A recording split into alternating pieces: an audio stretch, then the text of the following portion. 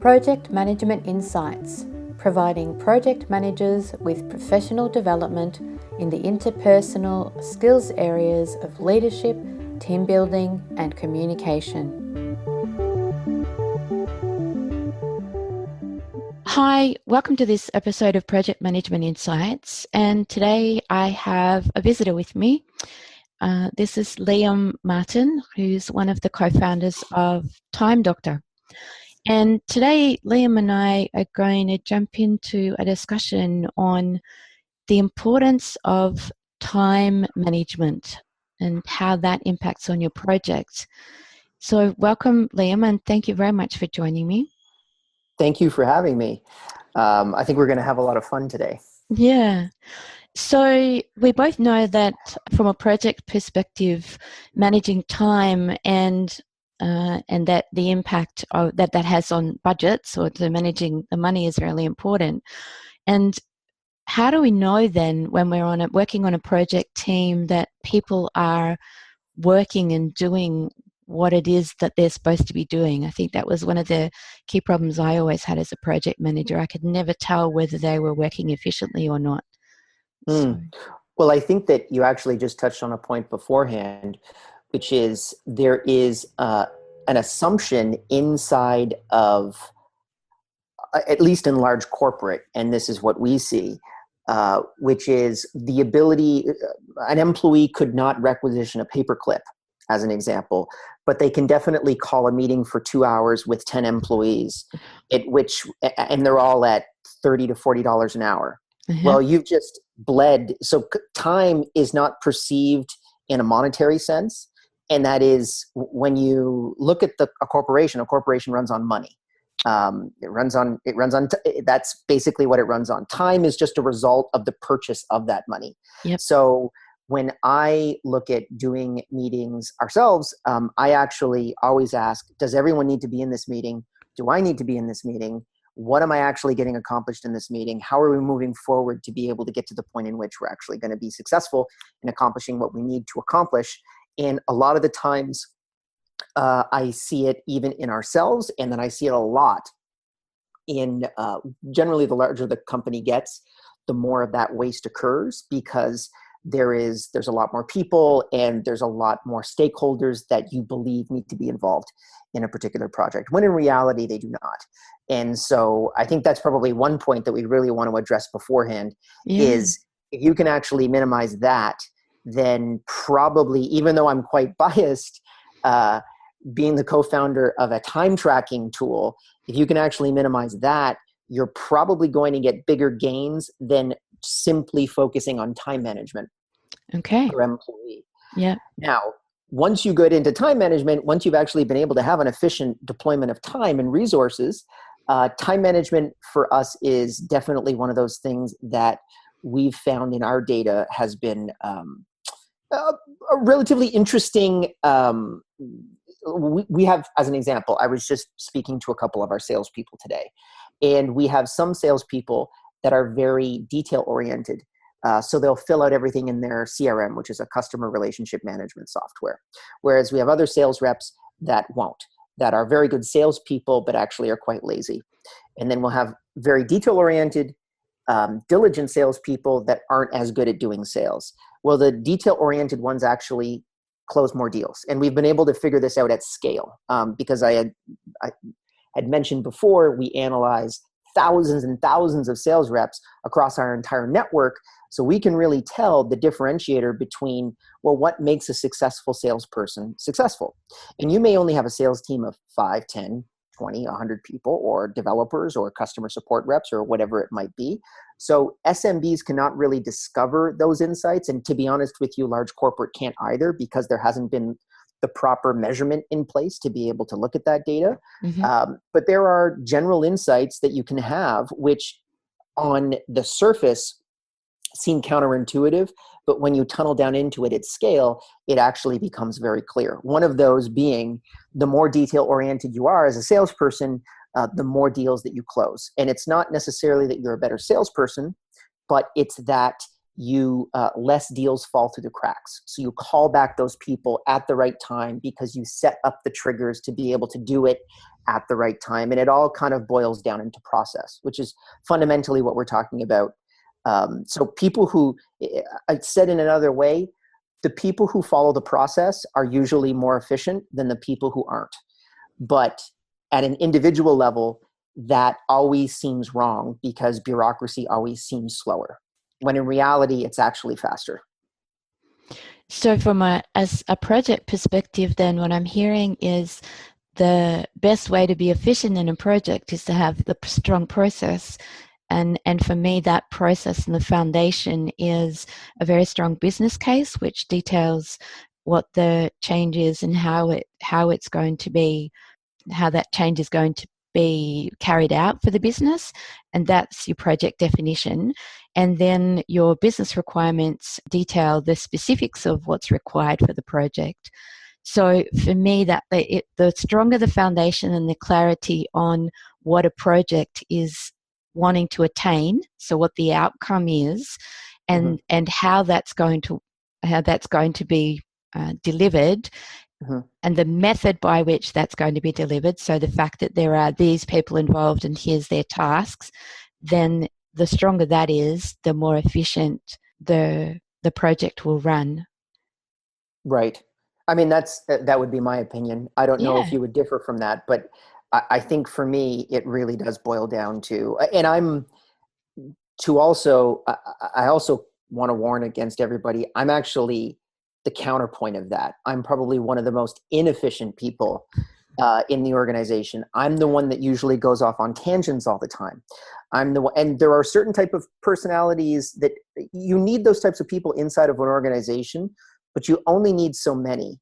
Yeah. So sometimes you need a creative thinker that can think outside the box, but in reality, unless that is your job, so unless you're trying to think up new features for a piece of software, as an example, and try to understand what a customer wants, which is basically somewhat of a psychological and sociological exercise. The rest of work is not, at least in our business, is not that type of work. It's answering customer support tickets. It's writing code. It's talking to to customers. It is designing websites, those types of things. Yeah. And so I guess as project managers, because this podcast is very much tailored towards project managers, is there something that project managers can do or become aware of, or in their way of thinking, to look at their team members to see, I guess, what you've just spoken about, that individuality? Because I've spoken about how it's important that team members are treated as individuals with skills and knowledge, and it's about how to get the best from them. And so is there a way for them, a tip to be able to notice the way people are working and then work with that as opposed to against it, maybe? Right. Yes. No, absolutely. And so the tool that you have, though, is a tool that tracks the time usage? It tracks 4 variables. It tracks the websites, applications, mouse movements, and keyboard movements of a computer terminal. So that's basically all it does, is it measures those 4 variables. And from that, you're able to figure out while you're completing a task. So in essence, you have a task list, and then you would say, I am currently working on meeting with Karen, which is my current task right now. And it has been running for about 21 minutes and 32 seconds at this point. And at the end of this call, I'll know how much time I spent on Zoom, how much time I spent on my Gmail account, and I'm able to kind of conglomerate all of those. And then if I take all of the podcasts that I've ever done, I can actually figure out what a podcast looks like. So how long does it take me to do it? What were the tasks beforehand that I needed to do? So you had mentioned Espy as an example, who was the person that initially reached out to you with regards to this. How long does that take her to be able to do it? Because she'd still be working on podcast outreach as an example. So Yep. there's a system and there's a process built into it, but then you can document how long it takes and what the long-term return on investment would be. Okay, and so when we're talking about a project where you have a lot of remote workers, that would be really valuable because you're not Exactly. there. They're not in the same space as you are in terms of physically, and so Right. you've got no way of understanding exactly how they're spending their time, Mm-hmm. what they're spending their time on. So this is a really valuable tool to be able to monitor what the remote workers are doing. Yep. And in a certain context, there's definitely a component of monitoring. We like to focus more on the productivity increases. So our general perspective is what doesn't get measured doesn't get managed. Yep. And if you're measuring somebody's time, then you can actually completely, you understand they're working in a completely different way. So that's what we focus on, but there is a component of monitoring to it, undeniably. It's one of those things that you can have something that just simply monitors what you're doing. But then for us, we really focus on trying to make the employee more productive, because simply just monitoring what they're doing doesn't really make them more productive. If we can give them insights into what they're doing with their workday and their work week, then we can actually get real gains. So as an example, I do not work on Tuesday afternoons. I stop work at around 2 p.m. And the only reason why I was able to come to this conclusion and why I take Tuesday afternoons off, is I was looking at months of my data and I had my productivity dropped on Tuesday afternoons. And I didn't really know why. And then I discovered that it was because in Canada, we have cheap movie nights on Tuesdays. Right. And so my girlfriend would call me saying, hey, are we going to see Batman or Superman? And I'd say, oh, I'd like to see Superman. Oh, I don't want to see Superman. What's it rated on Rotten Tomatoes? So then I'd go there and check that. Does, Suzanne want to come? Why don't you call Suzanne and find out how many tickets should I buy? And it was this back and forth process of just disruption and interruption throughout the afternoon. So I wanted to continue to go to the movies. I liked that activity. And I realized that if I just took that time and I put it somewhere else, so if I worked on a Thursday later, I'd actually be a lot more productive. Yeah. And since for us, for us as a company, because we implement Time Doctor, we have a mission statement from an HR perspective, which is employees can work wherever they want, whenever they want.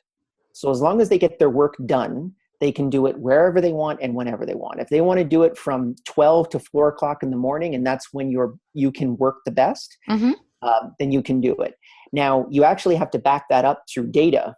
So you have to show us that you're productive between midnight and 4 o'clock in the morning. And we don't necessarily tell you how to work, because for us at the end of the day, we really just want the highest amount of output in the smallest amount of time.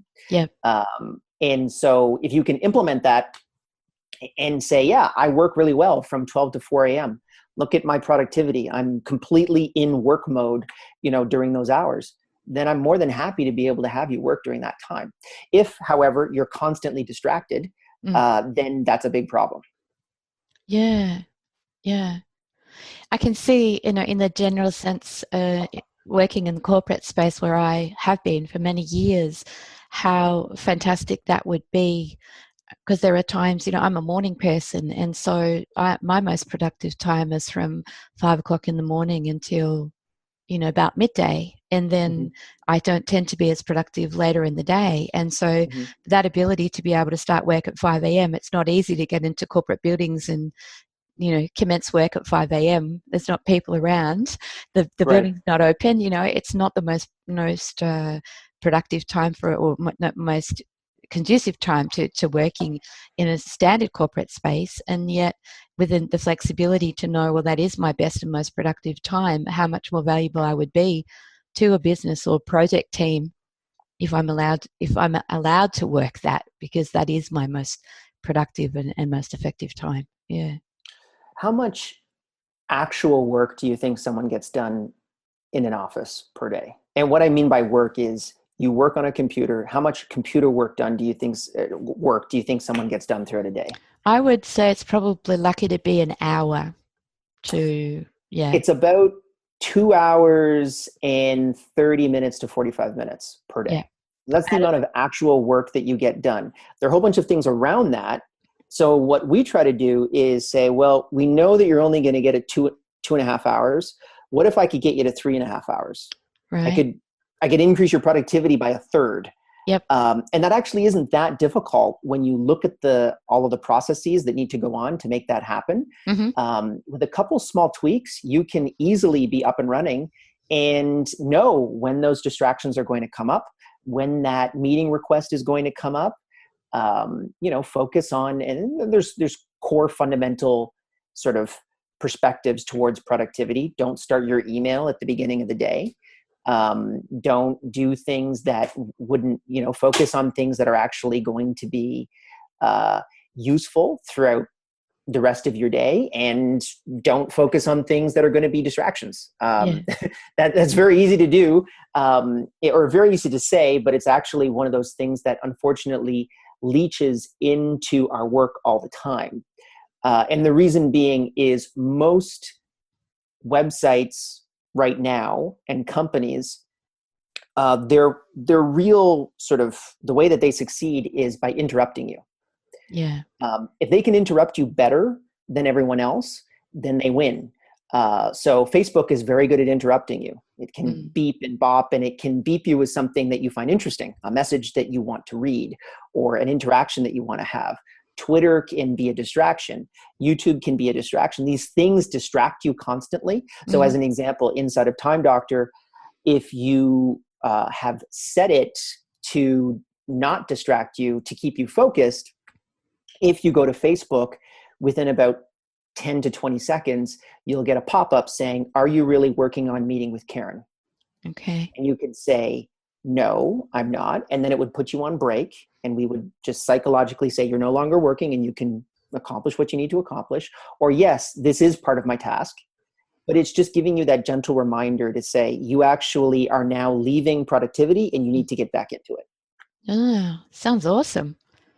Yeah. Yeah, and it is. It is one of those things that I think one of the things I do understand about a lot of the large corporates in Australia anyway is that they have limited internet use policy.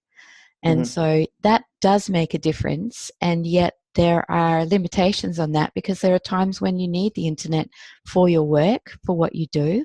And it then minimizes your ability to do your work.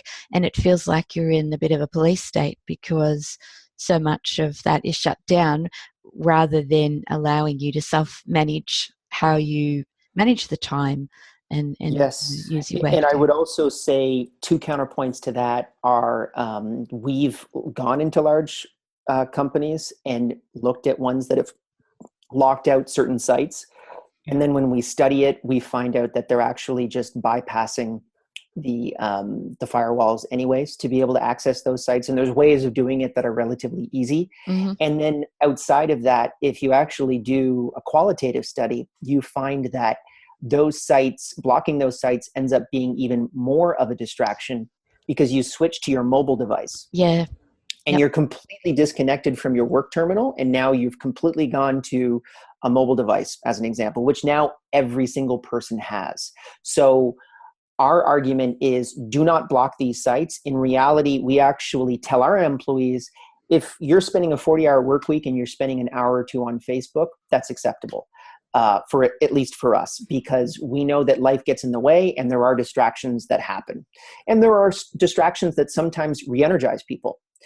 So between people that don't look at Facebook at all and people that look at Facebook sparingly, so let's say under an hour per week, we actually find their productivity is higher than the people that don't. Now, because of the way that our data set is put together, we believe that the people that are not looking at Facebook in reality are, but they're just going to their mobile device in which it's off of our network. Yeah.